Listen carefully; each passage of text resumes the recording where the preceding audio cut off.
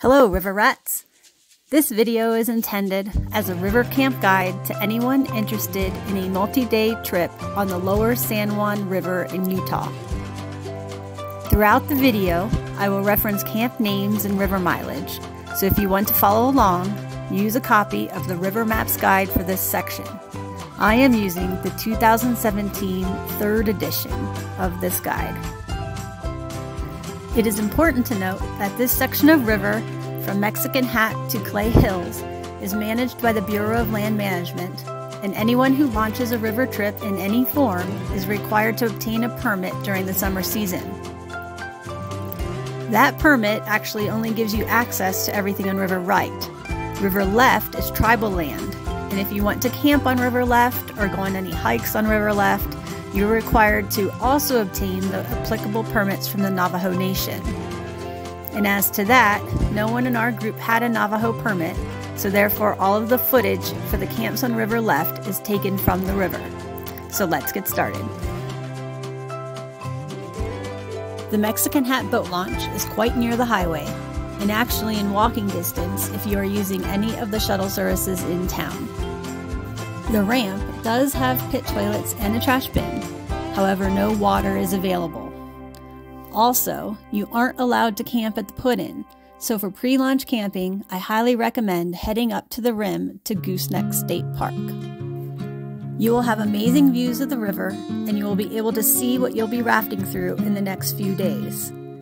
It is important to note that no water is available at Goosenecks either.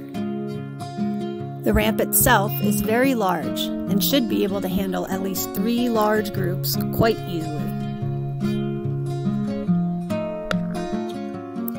Moving downstream, we reach the first available camp. Mile 28.5 camp is on River Left, and as a reminder, we did not have the required Navajo permit for access to the tribal lands, so the footage is taken from the river.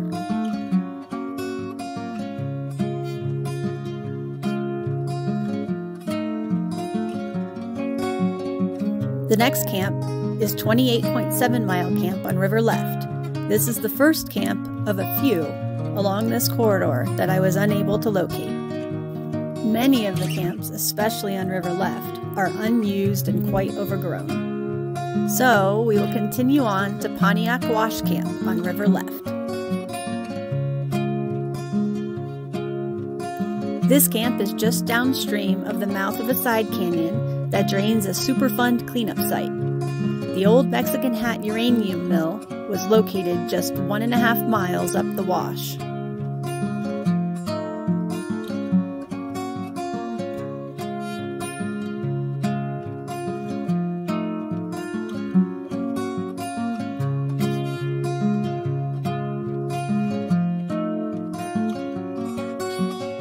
Next up is Mendenhall Camp on River Left. It is located just slightly downstream from the pull-in for the walk up to the Mendenhall cabin. I actually did the short hike from the upstream side of the gooseneck to the cabin and then down to this viewpoint where I was picked up by my group. Next, we have our first camp on River Right, 32 Mile Camp. The approach is at a left bend in the river, and the camp will be almost directly in front of you. It is definitely a small camp, and it consists mostly of sloping rock ledges.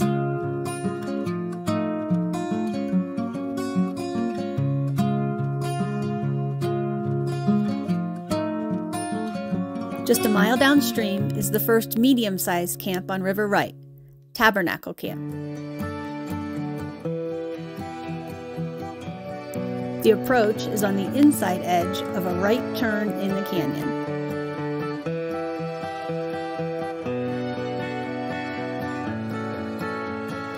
While the group hangout area may not be large, there are many sandy nooks to set up tents.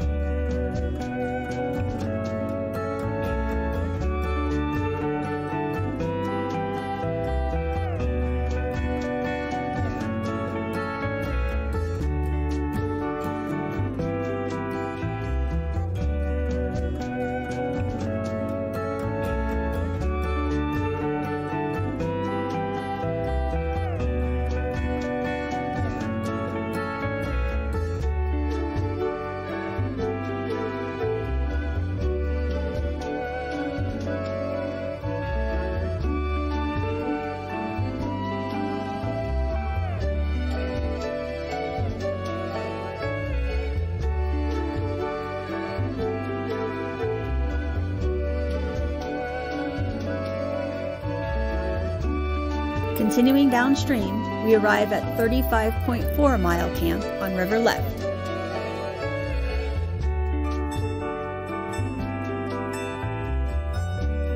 It is located at a left-hand bend in the river, just behind some large boulders guarding the landing.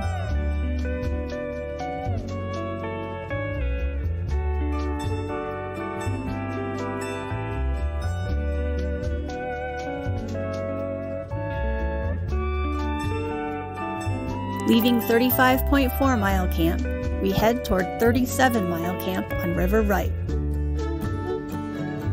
However, this camp also proved to be elusive. The shoreline was greatly overgrown. Moving on, we reached 37.7 Mile Camp. This camp is at the point of a right-hand bend in the canyon.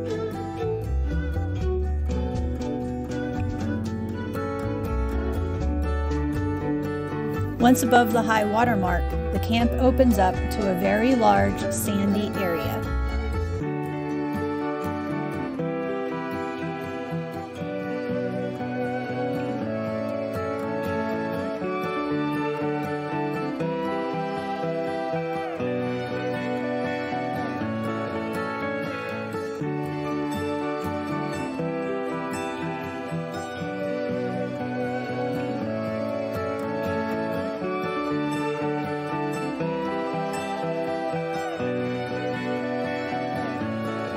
Gooseneck State Park, or GSP, is next up on River Left. The actual state park is high above, on the rim, on River Right. This camp may have an upper and a lower access area. However, I wasn't able to confirm this due to the fact it is on River Left. Bump is next on the list. This is the first place in which our group of 14 camped during our 5 days and 4 nights on the river.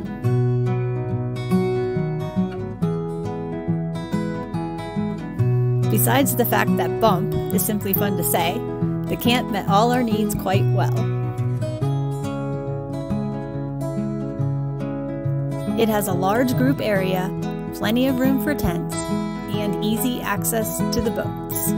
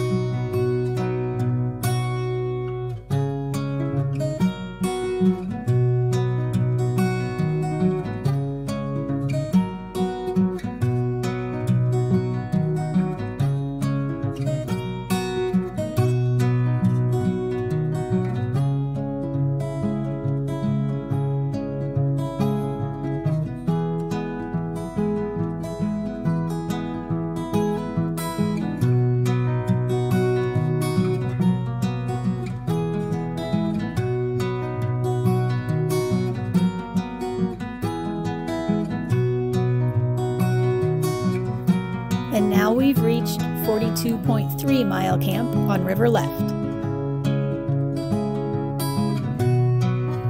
From here, when we looked back upstream, we could see some large RVs parked along the rim at Gooseneck State Park.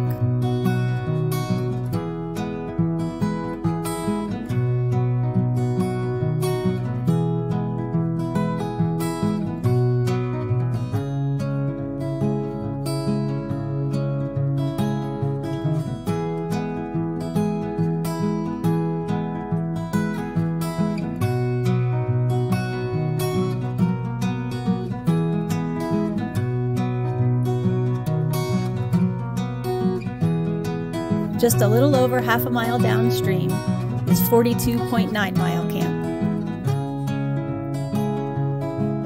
You will see a side canyon on the approach, and the camp is located on the outside edge of the bend in the river.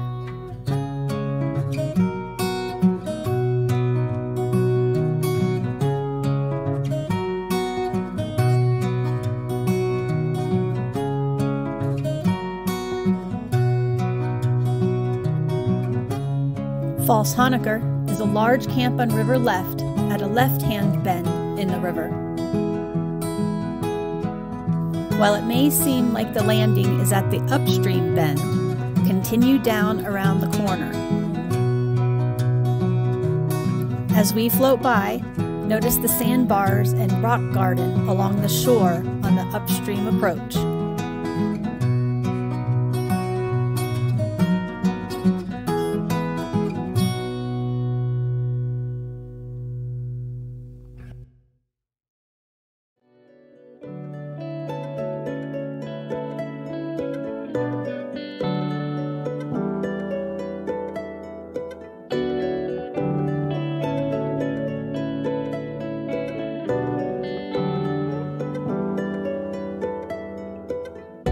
Next up are the series of large Honaker camps on River Right.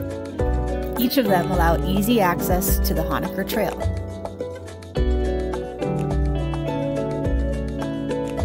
The Honaker camps all have excellent landing areas.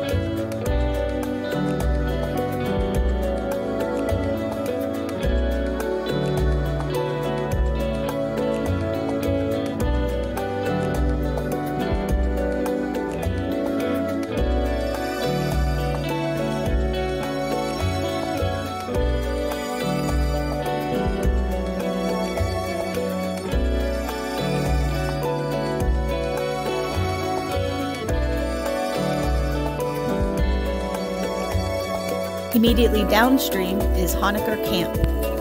While Upper Honaker and Honaker are very close to each other, there is plenty of privacy.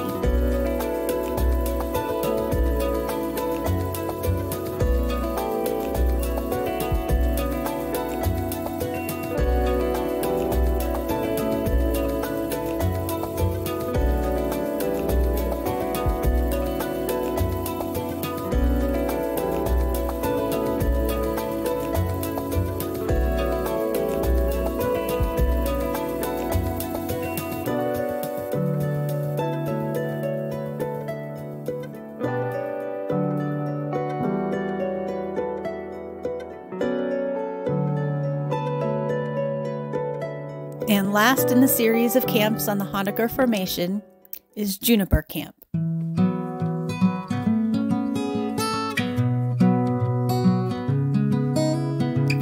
If you're looking for the Honaker Trail, look behind the camps for a large rock cairn.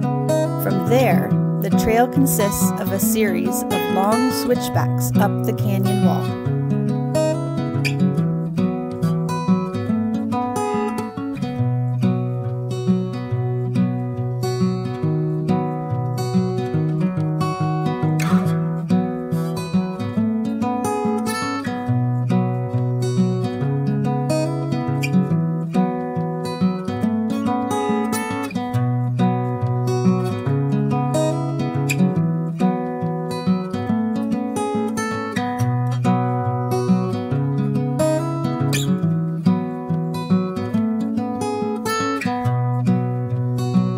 As we continue down the river, we reach 46.6 Mile Camp on River Left, just upstream from a small side canyon.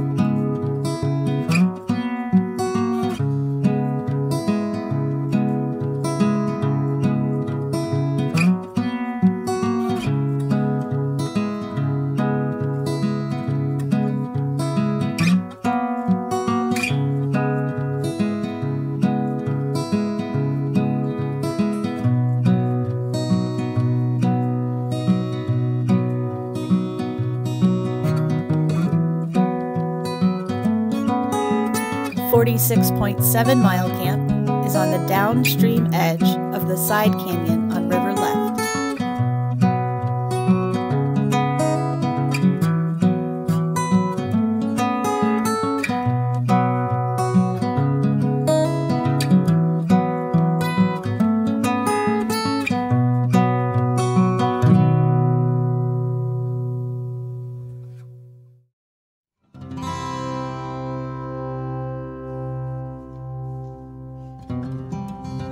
From here, it is almost 2 miles to Twin Canyons Rapid.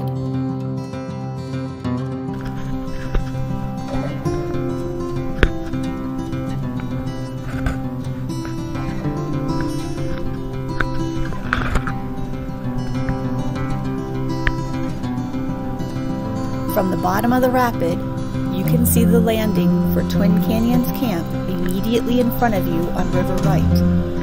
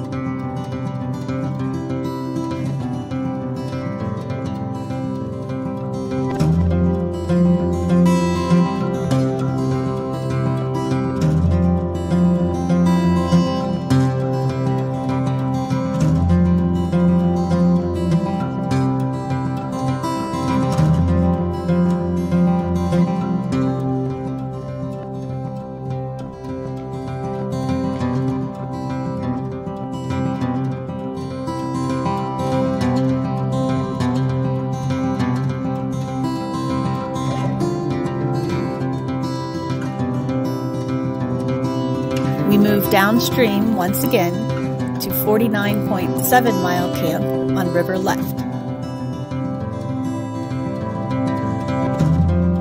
From the river's edge, this camp looks very overgrown.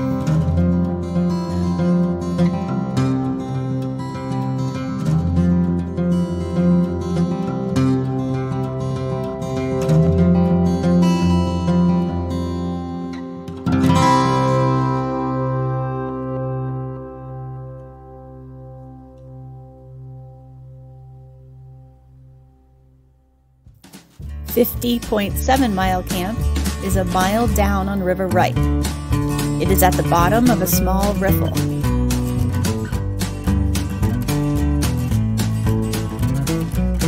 The camp does not look well used. It might be okay for a small group.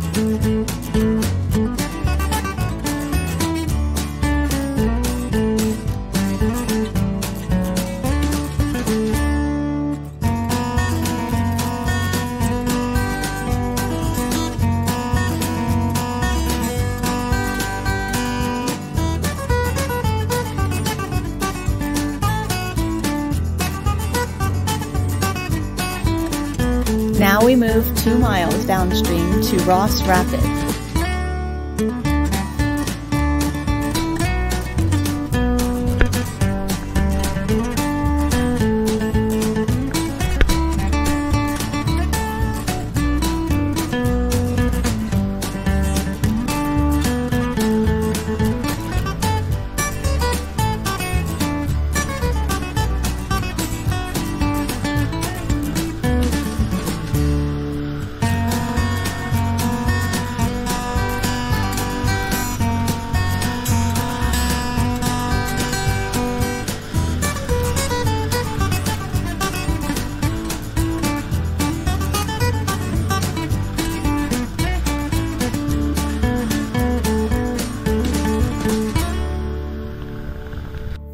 This is where our group stayed for our second night on the river. It is a large campsite with many locations for tents.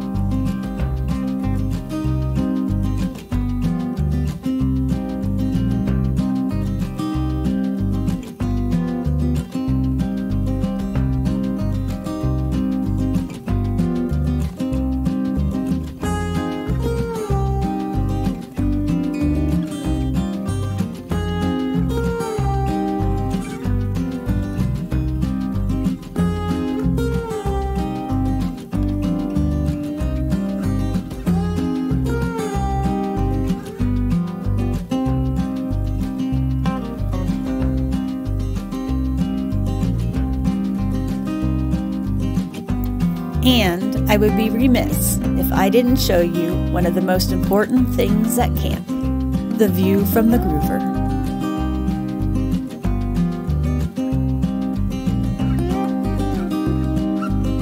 From Ross, we move on to 54.8 Mile Camp on River Left.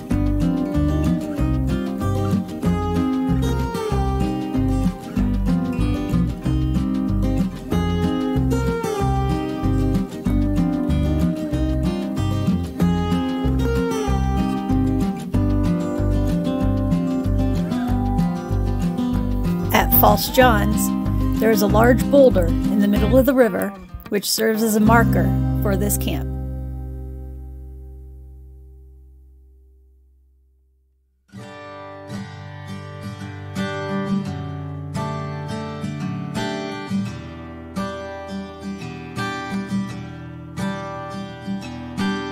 False John's is an extremely large camp, and it appears a group may have recently left prior to our arrival because the ravens were hard at work.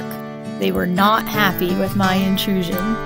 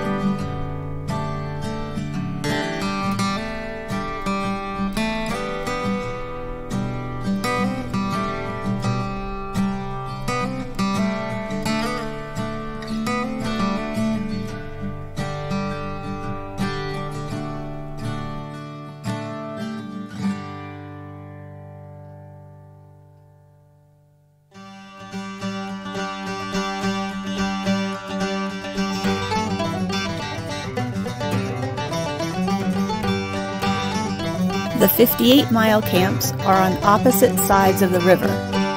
You will begin with the river view of the left side.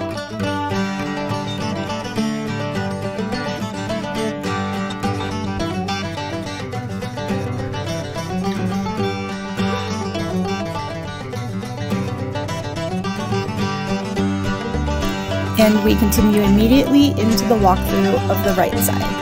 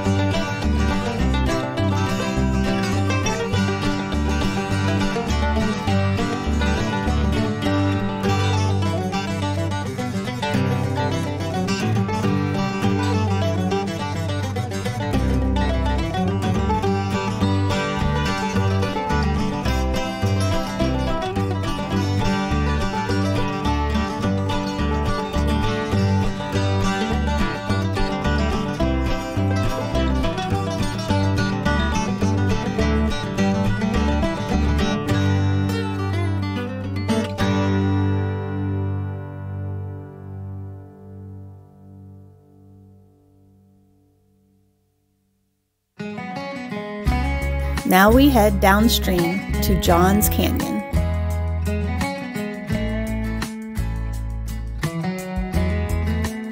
Johns Canyon Camp is a large site with a great beach landing.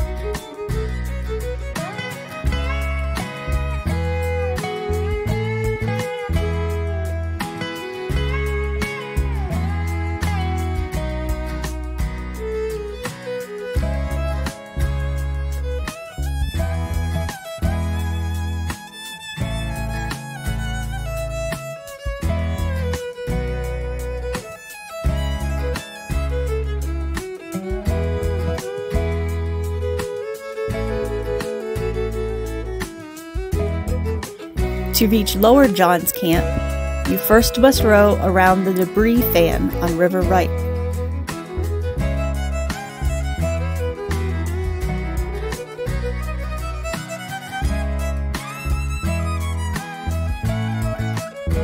At this water level, note the sandbar directly in front of camp.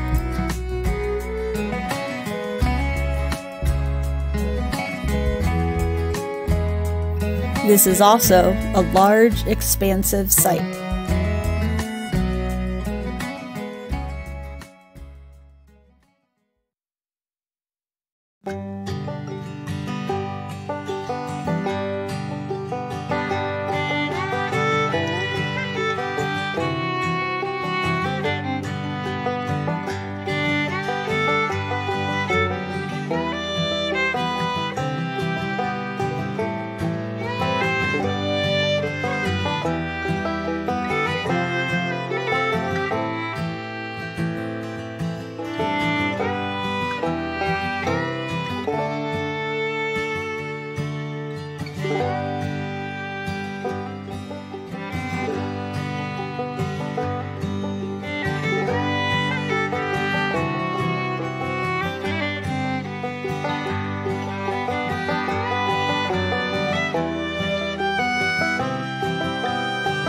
The next camp on River Left is at mile 59.3. It is a small camp which appears to get little use.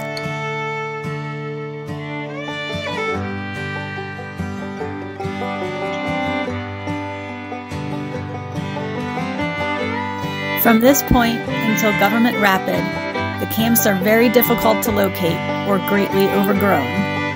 If possible, I'd highly recommend not planning to camp in this stretch. In fact, I didn't even locate 61.2 Mile Camp. This is the debris field directly downstream from where 61.2 Mile Camp was supposed to be.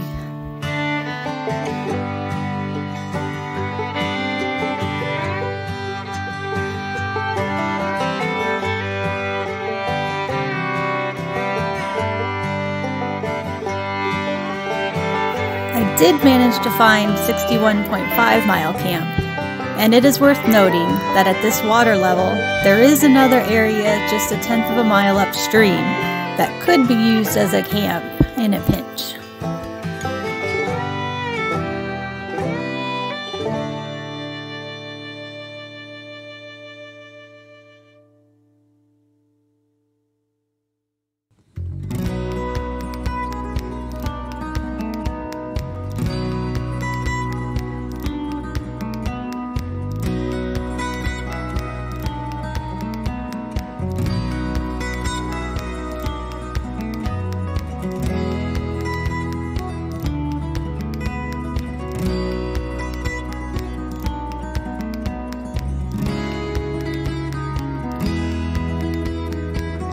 The 62 Mile Camp was extremely difficult to find. We stopped many times until I finally located the extremely overgrown campsite.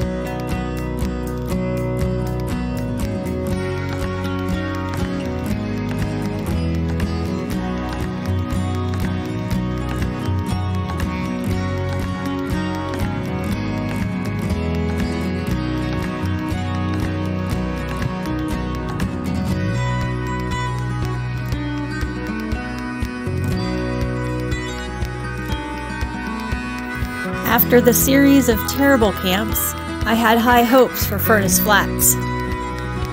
But no, this location was worse than some of the camps upstream. I would never want to stay here.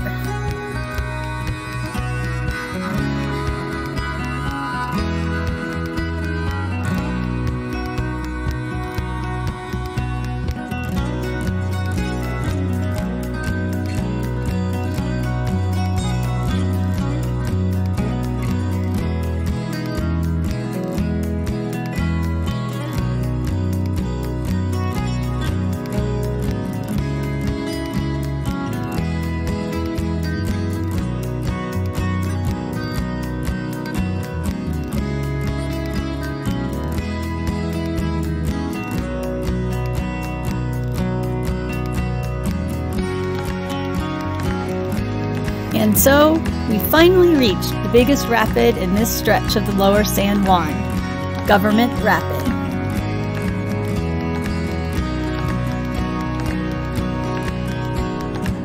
More specifics about this rapid can be found in a separate video on my YouTube channel, so be sure to check it out.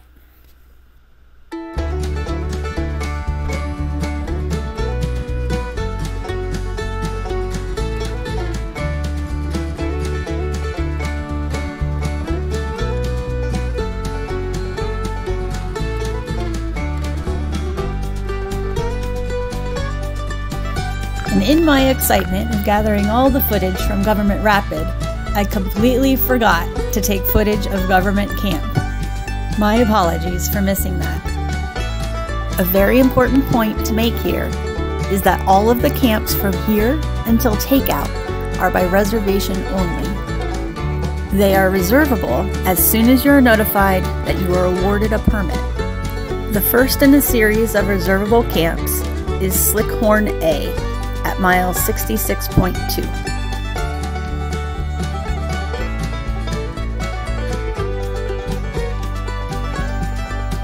A very unique aspect of this camp can't be shown in the video. This camp has an oil seep nearby, and the smell is pervasive and constant.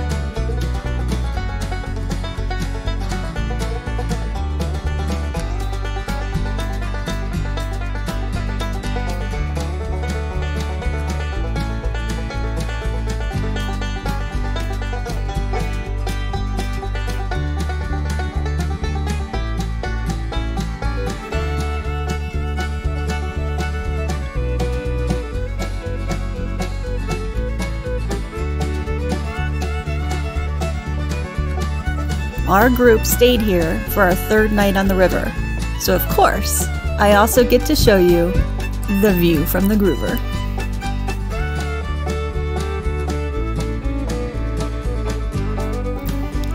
From Slickhorn A, B, C, and D, you have access for hiking up Slickhorn Canyon. Closer to the mouth of the canyon is Slickhorn B, and don't worry, the oil smell is not here. It's only at Slickhorn A.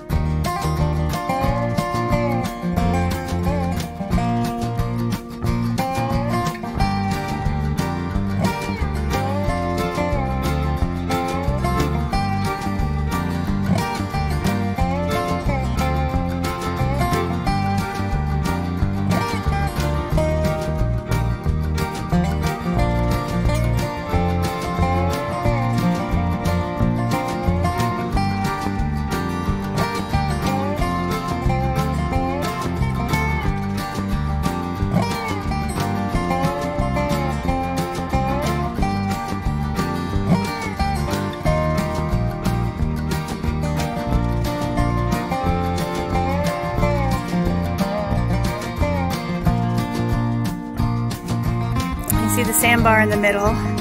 Slick Rock C is the upper landing. Slick Rock D is the lower landing.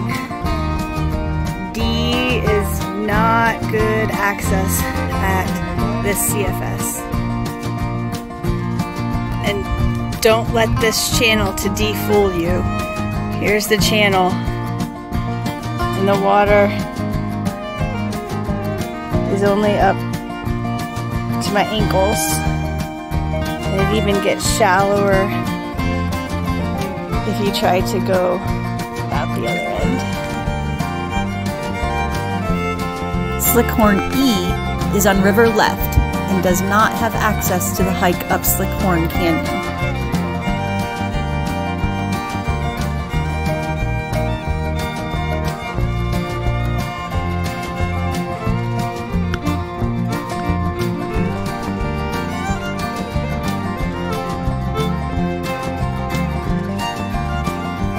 Three and a half miles downstream is Grand Gulch.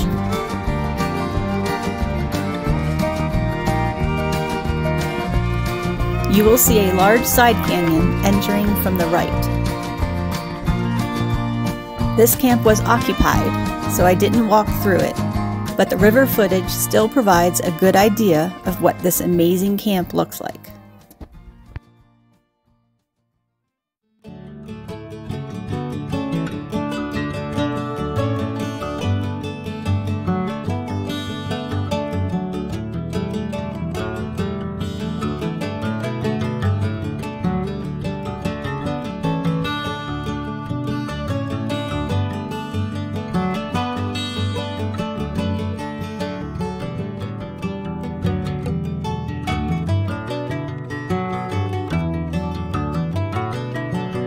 If you hadn't encountered sandbars yet, here they come in full force, especially at this water level. Be ready for a lot of bank-to-bank rafting. According to the RiverMaps guide, Trimble Camp was eroded by a flash flood a few years ago. Since it is on river left, I wasn't able to verify this. It appeared these boats were just tied up for a day hike and not camping.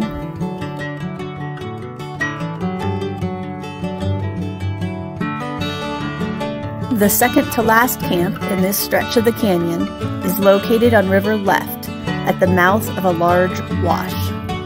I wasn't able to figure out the correct pronunciation of this camp. Ojito, maybe? So, if any of you know how to pronounce this correctly, please let me know in the comments.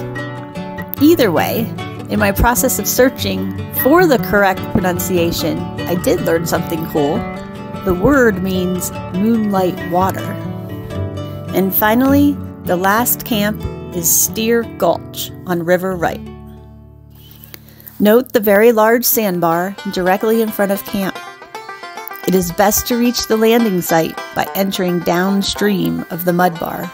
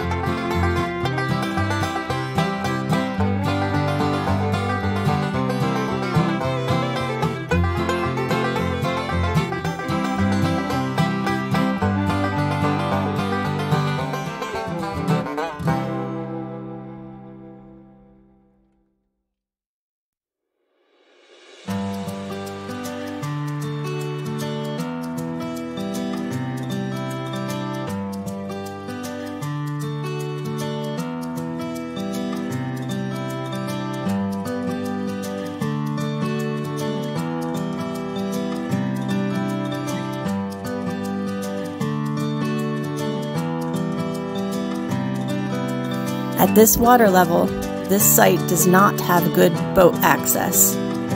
While the boats are tied up along shore, the water is at least 3 feet deep and not good for wading.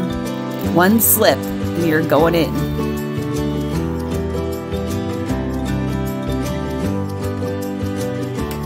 Our journey ends at the Clay Hills Takeout. Pit toilets are available, however, there are no dumpsters. Camping is allowed, but honestly, it would probably be miserable. Besides being extremely hot, the wind picks up and blows the red, dusty sand everywhere.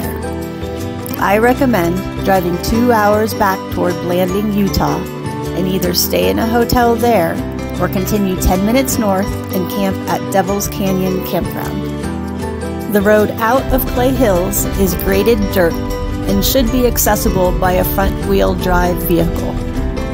Cell phone service is non-existent, and you likely won't receive cell service for at least an hour's drive after leaving Clay Hills. If you found this information useful, or would like to see more river camp walkthroughs, please leave a comment below. Thanks for watching.